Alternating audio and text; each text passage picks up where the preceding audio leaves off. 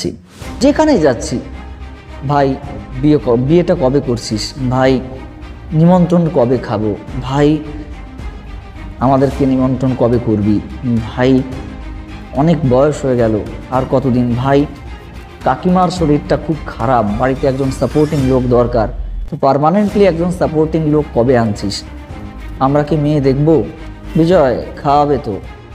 এই একটা প্রশ্নে না বিগত 2-3 মাস আমার কান ঝালাপালা লেগে গেছে, জাস্ট ঝালাপালা লেগে গেছে।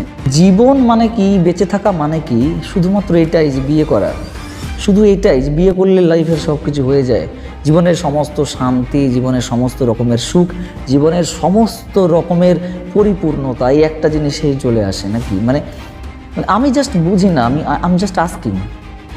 হ্যাঁ, ম্যাক্সিমাম মানুষ এই ব্যাপারটাতে ভীষণ এনজয় করে, এই প্রশ্নটাতে তাদেরকে খুব স্মার্ট লাগে, বা এই প্রশ্নটা অনেকে যেচে শুনতে চায়, এমন